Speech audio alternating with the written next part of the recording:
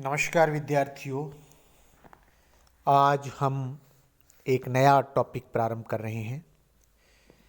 आपके बीए प्रथम वर्ष के द्वितीय प्रश्न पत्र, जिसका नाम आधुनिक विश्व का इतिहास, उसमें तीसरी यूनिट में यह टॉपिक 1848 की फ्रांसीसी क्रांति, फ्रेंच रिवॉल्यूशन ऑफ 1848, उस पर पहला व्याख्यान। 1789 की फ्रांसीसी क्रांति, विद्यार्थियों, हमने उस पर चर्चा की है। हमारे कई व्याख्यान, अपनी कई व्याख्यान के माध्यम से बातचीत हुई।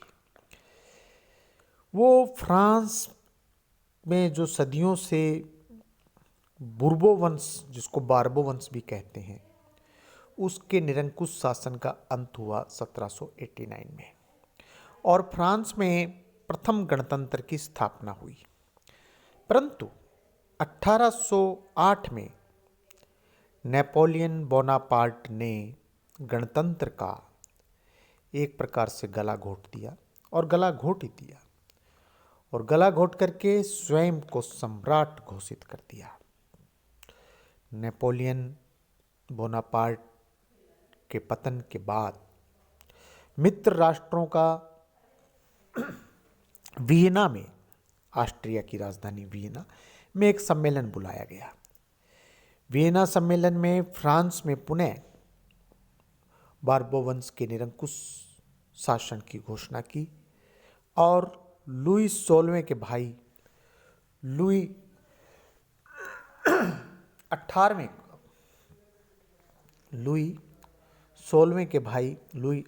को फ्रांस के सिंहासन पर बिठाया। 15 सितंबर 1824 को लुई 18वें की मृत्यु के बाद उसका भाई काउंट आर्थुआ चार्ल्स दसम के नाम से फ्रांस के सिंहासन पर बैठा। वह क्रांति का कट्टर विरोधी था एवं राजा के दैवीय अधिकारों का प्रबल समर्थक था। उसके संकेत पर प्रधानमंत्री विलेल उत्साह के साथ, प्रधानमंत्री का नाम विलेल, वो जो विलेल है उत्साह के साथ प्रतिक्रियावादी नीति का अवलंबन करने लगा। सरकार की प्रतिक्रियावादी नीति के फलस्वरूप लोगों में असंतोष बढ़ने लगा। 1857 में निम्न सदन के लिए नए चुनाव कराए गए, जिसमें सरकार विरोधी दलों को बहुमत प्राप्त हो गया और प्रधानमंत्री विलेल को त्यागपत्र देना पड़ा। परंतु उसके स्थान पर विम काम्टे डी ने नया मंत्रिमंडल बनाया और वह भी सरकार विरोधी असंतोष को कम करने में असफल रहा। तब प्रिंस जूल्स को प्रधानमंत्री बनाया गया। विरोधी दलों ने तत्काल ही उसके विरुद्ध अविश्वास प्रस्ताव पारित कर दिया। फलस्वरूप चार्ल्स दसम ने सदन को भंग कर जुलाई 1830 में नए चुनाव करवाए। चुनाव के बाद सदन में सरकार विरोधियों की संख्या और अधिक बढ़ गई। सरकार विरोधियों के प्रभाव को नष्ट करने के लिए 25 जुलाई 1830 को चार्ल्स दसम ने 4 अध्यादेश जारी किए।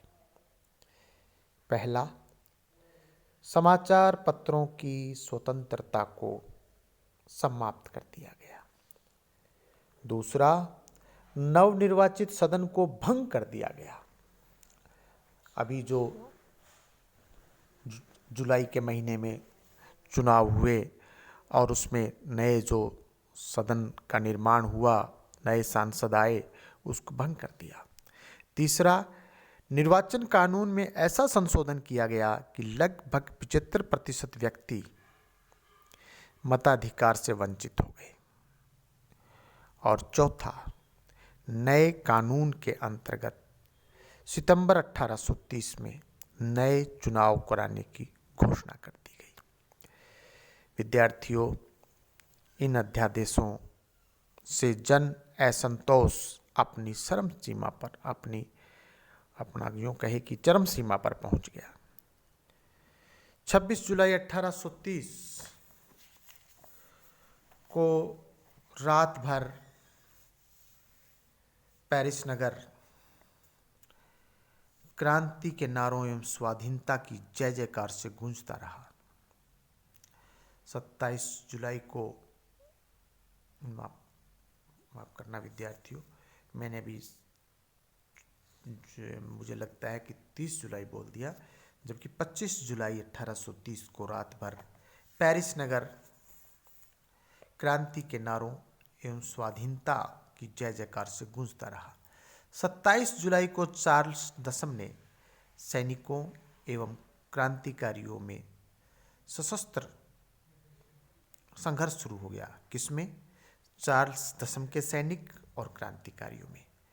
पेरिस की तंग एवं सर्पीली सड़कों में सशस्त्र सेना न तो तोपों का प्रयोग कर सकी और न ही नागरिकों की मोर्चाबंदी तोड़ सकी। 29 जुलाई को सेना की 2 टुकड़ियां क्रांतिकारियों से जा मिली।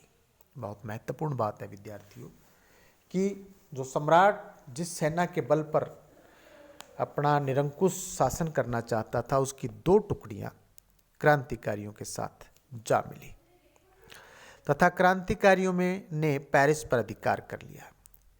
क्रांति की ये 3 दिन फ्रांस के इतिहास में गौरवशाली 3 दिन, क्या गौरवशाली 3 दिन के नाम से विख्यात है।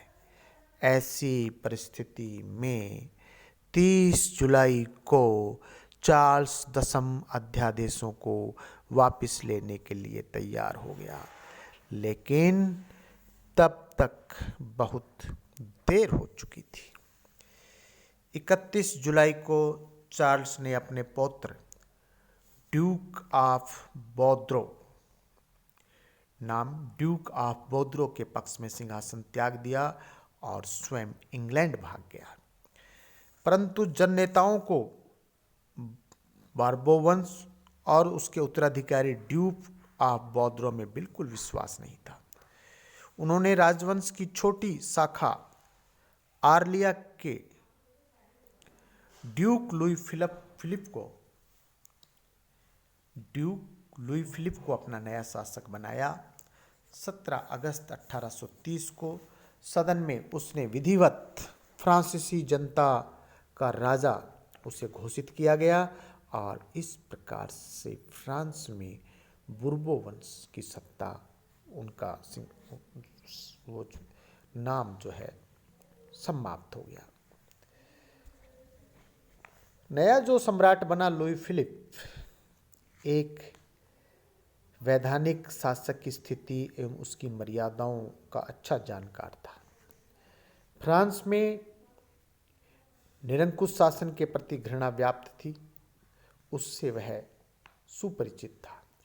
अतः वह लोकतांत्रिक सिद्धांतों के आधार पर शासन करना चाहता था। वह साधारण ढंग से रहता था, बगल में छाता दबाए ही पेरिस की सड़कों पर घूमने निकल जाता था। सभी प्रकार के लोगों से वह निसंकोच मिलता था और कभी कभी मजदूरों के साथ बैठकर शराब भी पी लेता था। इन दिखावटी कार्यों से प्रारंभ में उसकी लोकप्रियता बहुत बढ़ी, किंतु वह अवसरवादी था। कुछ समय बाद यह स्पष्ट होने लगा कि उसके इस दिखावटीपन के पीछे सत्ता की भूख छुपी हुई थी। वह न तो उदारवादी था और न ही प्रतिक्रियावादी। उसमें सम्राट की महानता न होकर एक व्यापारी की विनम्रता थी। उसने अपने शासनकाल में सभी पक्षों को संतुष्ट करने का प्रयास किया, परंतु फिर भी उसकी कुछ कठिनाइयां और गृह तथा विदेश नीति की दुर्बलताएं अंत में उसके पतन और 1800 1948 की क्रांति का कारण बन गई। लुई फिलिप संवैधानिक दृष्टि से उसके अधिकार कमजोर थे, क्योंकि उसका निर्वाचन जनता द्वारा नहीं हुआ था, बल्कि निम्न सदन चैम्बर ऑफ डिप्टीज के द्वारा हुआ था। निम्न सदन द्वारा राजा चुनने का अधिकार भी संदिग्ध था, क्योंकि चार्ल्स दशम ने निम्न सदन को पहले ही भंग कर दिया था। इसके अतिरिक्त अनेक राजनीतिक दल उसके विरोधी थे। ड्यूक ऑफ वोद्रो के समर्थक, जो बुर्बो वंश का अंतिम शासक था, वो भी नए शासक लुई फिलिप के विरोधी थे। गणतंत्रवादी तो उसके प्रबल विरोधी थे। लुई फिलिप ने फ्रांस को धर्मनिरपेक्ष राज्य बनाना स्वीकार कर लिया था। इससे कैथोलिक लोग भी उससे नाराज हो गए थे। फ्रांस में केवल संविधानवादी जो तबका था वही उसका समर्थक था।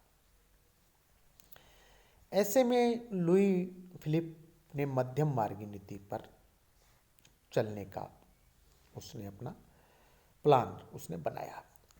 लुई के समर्थकों में दो विचारधाराओं के लोग सम्मिलित थे। एक तो प्रगतिवादी थे, जो क्रांति के बाद कुछ और सुधार करने तथा उग्र विदेश नीति अपनाने के समर्थक थे।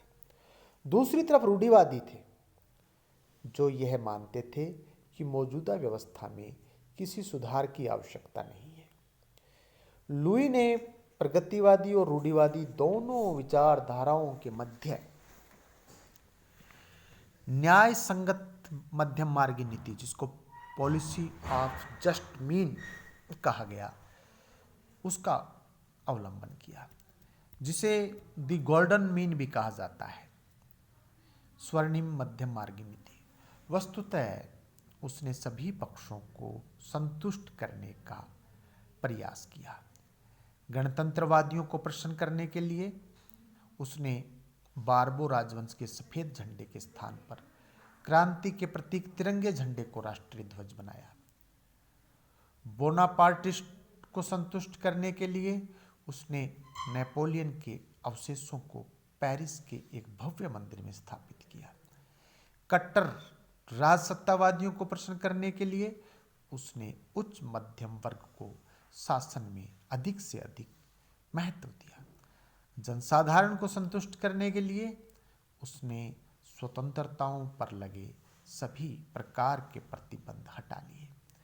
25 वर्ष के उन सभी व्यक्तियों को जो 200 फ्रैंक एनुअल टैक्स देते थे, उनको मताधिकार दे दिया गया।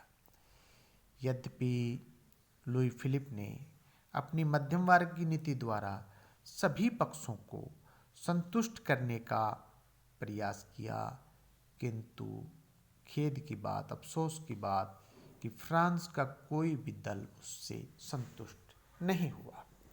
अब हम बात करते हैं लुई फिलिप की गृह नीति की। यद्यपि लुई फिलिप केवल वैद्य राज सत्तावादियों एवं उच्च मध्यम वर्ग के समर्थन पर निर्भर था, किंतु वह अपनी इच्छा अनुसार अपना मंत्रिमंडल बदलता रहा। कभी प्रगतिवादी दल का मंत्रिमंडल बनाता तो कभी रूढ़िवादी दल का। यदि किसी कारणवश कोई मंत्रिमंडल उसकी नीति से सहमत नहीं होता तो वह उसे बर्खास्त कर देता। इस प्रकार धीरे धीरे वह स्पष्ट रूप से स्वेच्छाचारी बनता गया। वह स्वयं को केवल वैधानिक शासन नहीं बनाना चाहता था, अपितु वह स्वयं शासन करना चाहता था। यही बात उसके पतन का कारण बनी। अगस्त 1830 में ड्यूक डी ब्रोगली के नेतृत्व में मंत्रिमंडल बना। अक्टूबर 1830 में पेरिस में दंगा हो गया, क्योंकि जनता पुराने मंत्रियों को दंड देने तथा हॉलैंड के विरुद्ध बेल्जियम की सहायता करने की मांग कर रही थी। मंत्रिमंडल दंगाइयों के विरुद्ध दमनकारी नीति अपनाना चाहता था। किंतु लुई फिलिप तैयार नहीं हुआ। अतः ब्रोगली ने त्यागपत्र दे दिया। उसके स्थान पर नवंबर 1830 में क्रांतिकारी लफायेत के नेतृत्व में मंत्रिमंडल प्रगतिवादी मंत्रिमंडल बना, किंतु बेल्जियम संबंधी नीति पर मतभेद हो जाने के कारण उसने भी त्यागपत्र दे दिया। 1831 मार्च के महीने में कैसिमीर पेरियर का रूढ़िवादी मंत्रिमंडल बना, जिसने गणतंत्रवादियों के प्रति दमनकारी नीति अपनाई। अक्टूबर 1832 में पेरियर की मृत्यु हो गई और मार्शल सूल का मंत्रिमंडल बना। इसने भी गणतंत्रवादियों का दमन जारी रखा, किंतु गणतंत्रवादियों की गुप्त समितियां कार्य करती रहीं। मजदूरों में असंतोष के कारण दंगा हो गया। हिंसा को रोकने के लिए दमनकारी नीति अपनाई गई। सितंबर 1835 में विरोधी दलों का दमन करने के लिए कठोर नियम बनाए गए, जिसमें गणतंत्रवादियों की शक्ति चकनाचूर हो गई। परंतु इस दमनकारी नीति के कारण मंत्रिमंडल में फूट पड़ गई तथा कुछ कठोर मंत्रियों ने अपना पृथक पार्टी बना लिया। लुई फिलिप ने उनको संरक्षण दिया, क्योंकि वह मंत्रिमंडल की बढ़ती हुई शक्ति से चिंतित हो उठा और उसने कुछ को संरक्षण देना प्रारंभ किया। मंत्रियों की आपसी फूट के कारण मार्शल सूल ने फरवरी 1836 में त्यागपत्र दे दिया और फिर 1836 फरवरी में थियर्स ने नया मंत्रिमंडल बनाया। थियर्स ने सम्राट के अधिकारों को सीमित करना चाहा, वह अधिकार सीमित करना चाहता था ताकि मंत्रिमंडल को स्वतंत्रतापूर्वक कार्य करने का अवसर मिल सके। दूसरी तरफ लुई फिलिप स्वयं शासक बनना चाहता था। थियर्स जिसने अभी मंत्रिमंडल बनाया, वो स्पेन को सहायता देना चाहता था, परंतु शासक इसके पक्ष में नहीं था। अतः सितंबर 1836 में थियर्स ने भी त्यागपत्र दे दिया। शेष अगले व्याख्यान में विद्यार्थियों, बहुत बहुत धन्यवाद।